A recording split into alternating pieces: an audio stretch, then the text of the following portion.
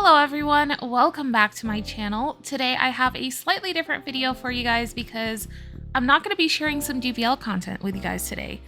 But I wanted to go over the Pokémon GO Wild Area 2025 event because I had so much fun and I have a lot of cool stuff that I caught that I want to show off to you guys. We made some poor financial decisions and I guess I'll make a video out of it to make up for it. Oh boy. Also, let me know in the comments below what your favorite catches from the event were. I love hearing from you guys what you've caught and what you're proud of. I wish we could share pictures in YouTube comments, but unfortunately that's not a feature we have, but let me know either way. Alright, now before we get into it, I do have a video of the last 15 minutes of the event going on the screen right now. And I just have to put a disclaimer out there. It is not the best catching video in the world. I waste a lot of the safari balls, and a lot of these mighty Pokemon do end up running from me. But for those of you who don't know, the last 15 minutes is when all the mighty Pokemon start spawning like crazy. And it is the best opportunity to get a Shundo in the last 15 minutes. On the first day of the event, I got a Shundo Rapidash, which I am so excited about. Now this year, I was fortunate enough to play this event in one of the best places, I would argue, to play Pokemon GO. I recently moved to Riyadh 2 months ago, and there is a mall here that has sponsored Pokestops and gyms. I have been going to this mall weekly by taxi because it is so worth it to go here and play Pokemon GO. It is literally a Pokemon GO player's paradise, but because of how many gyms and power stops it has, it gets really easy to, you know, spend a lot of money on raids and G-Max battles, and it does kind of go out of control. I was calculating how many raids I ended up doing over the past week because technically the event started with the daily raid hours with Shadow Ho-Oh and Shadow Lugia on Monday. And in total, I did about 243 raids and 25 G-Max battles, which for me is a lot. I know according to other people, maybe it's not that much. There's some Pokemon GO players on Twitter that will make you feel like you have done nothing. But according to my standards, usually I will get about 40 to 50 raids in for these weekend events. But for this event, I went to the mall every single day from 5 p.m. to 9 p.m. and I was just raiding with the local community. So I would get there at 5. We do whatever raids were around before raid hour, and then of course we would do raid hour, and then we would wait until the raids reset and raid again. So that's basically what I was doing throughout the week. And in the end, I ended up doing about 44, 45 raids for Ho-Oh and Lugia combined. I kept raiding until I got the Lugia that I wanted, which is a Hundo purifiable Lugia with the event background. However, it is a 96 with 15 attacks, so I think I am gonna hold on to it and max it as a Shadow, and then maybe in the future we can get a Hundo Lugia. I still don't have one. I do have a level 50 98 IV Lugia, however, but I would like to keep this one as a Shadow. And then also the next day for Tapu Lele and Tapu Koko, I did 55 raids and I did not get what I wanted. Unfortunately, I was after a shiny Tapu Lele with a background, and if I did get this shiny, it would have been my next golden bottle cap candidate because I really want a Hundo Tapu Lele, and a Shundo Tapu Lele with that background would have been so beautiful. But on my 55th raid, I got my second shiny Tapu Lele of the day and it still didn't have a background. So I decided to just stop and give up on it. But you know what I did get during that day? I didn't raid Tapu Koko as much, but I got a Hundo. Of course, it didn't have a background either. I was just not lucky with these background Pokemon. Either way, I'm still gonna max out the Hundo Tapu Koko. I'm really excited that I did get it, and I am excited to try it out in Master League. Now, the next day, we had Necrozma, and I went all out on Necrozma. I did 63 raids for Necrozma. I desperately wanted a shiny with a background, which, again, I did not get. I did have, I did end up with a bunch of normal ones with backgrounds, which I am going to be mirror trading or mirror lucky trading to hopefully get a Hundo. I still don't have a Hundo Necrozma. I'm like 300 raids in for Necrozma and still no Hundo. My goodness. But we did get 3 shiny Necrozmas that day. Still, no background. I don't know what I have to do for this game to get a shiny with a background. I desperately wanted them, but they were not coming. And then for Tapu Fini and Tapu Bulu, I did 19 raids for both of them combined. Didn't really care much for them because I already have some really good ones. Like I have a bunch of Tapu Finis built for Great League and Ultra League. I have a lot of shinies for it as well. And for Tapu Bulu, I have a shiny 98 IV Tapu Bulu that I am going to max out for Master League, which I am satisfied with. But I just wanted one of each with a background, which is why I ended up doing 19 raids. And of course, Tapu Fini gave me the hardest time ever. I think I got the Tapu Bulu with the background on my 4th raid, and then Tapu Fini took like 10. Oh my god. But you know, at least we were able to complete the collection of all of the Pokemon that were available during that week with the background for the event. And then the weekend came, and Cresselia wasn't one of the Pokemon that I was too keen on raiding. I just wanted a few with good Ultra League IVs.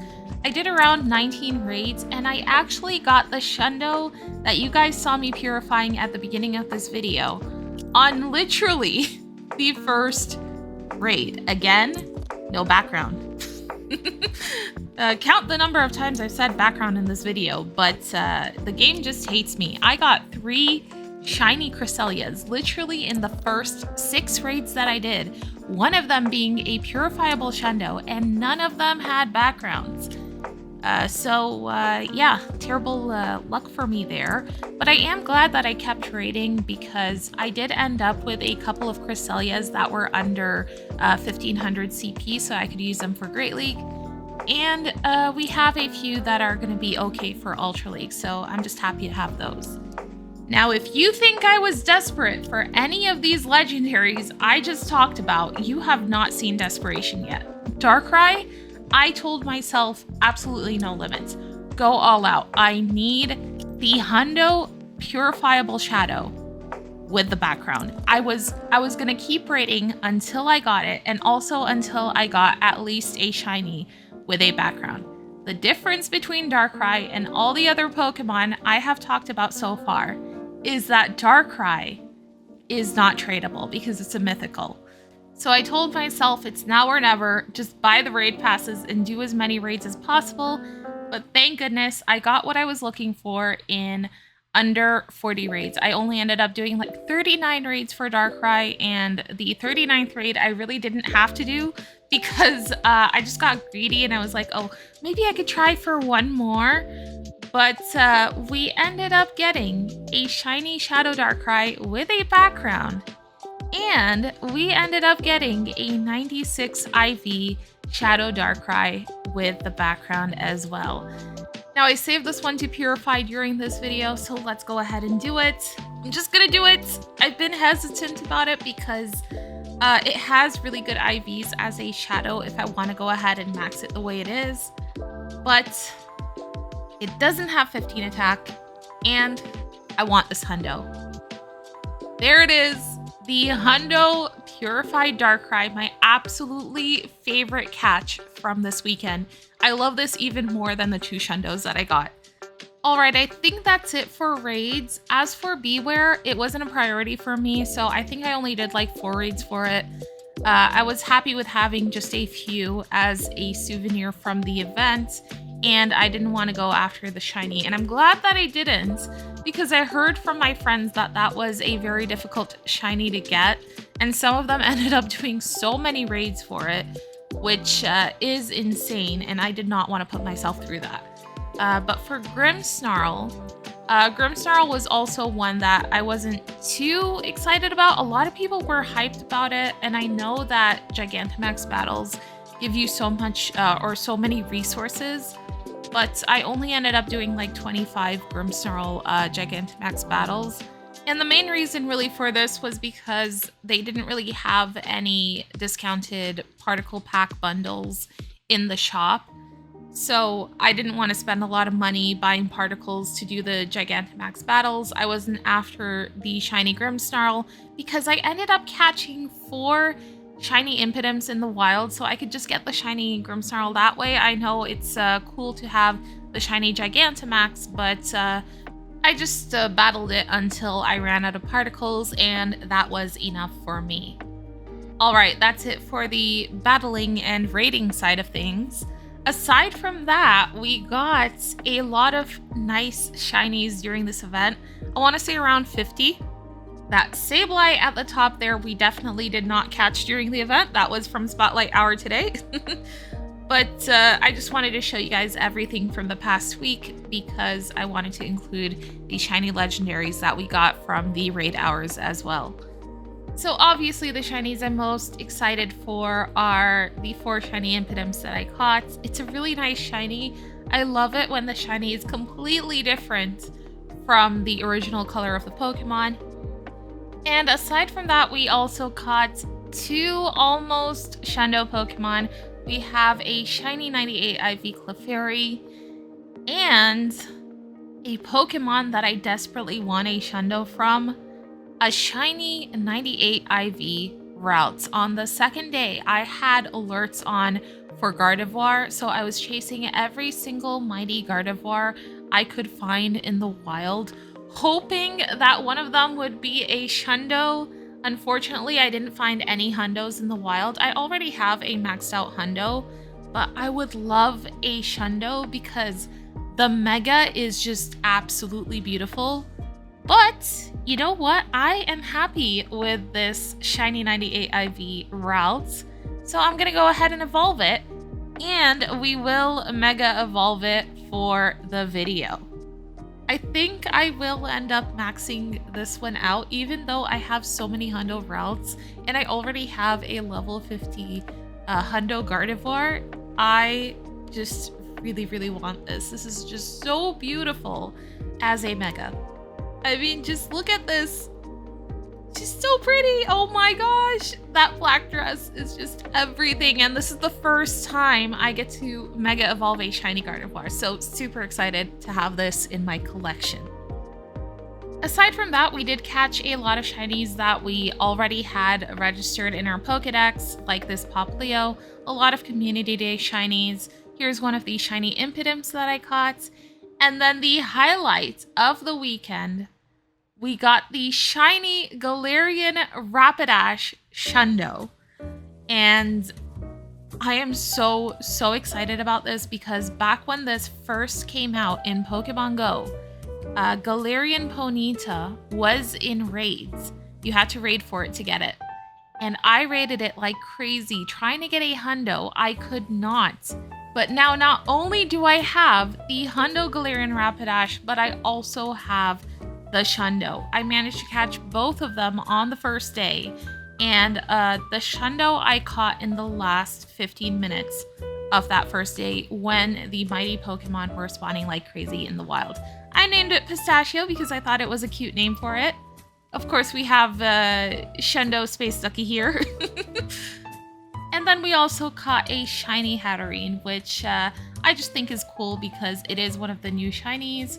Not the greatest IVs on this, but still really happy to have it. I must say, I had some really good shiny odds during this event. I don't usually get close to 50 shinies during events like these. It's usually closer to like 20. But being able to play this event in that mall gave me a big advantage. We also caught several Hundos. I want to say for the entire weekend, maybe like 15 Hundos. And 2 of them were Drapions. We have this Hundo Weezing as well. I did manage to catch this on my brother's account because he doesn't have excels to build an Ultra League Galarian Weezing. So it's nice for him to have this one. It's not going to cost too much to invest to build it to that Ultra League CP. This event, I would say, is really, really good for the people who don't have resources for Ultra League. There were so many Pokemon in the wild that you could just take and use them as they are. Oh, one more thing. I did catch a rank 32 Morgrim for Great League, and we managed to get enough excels to max it out for Great League. So that's another one I am really excited about.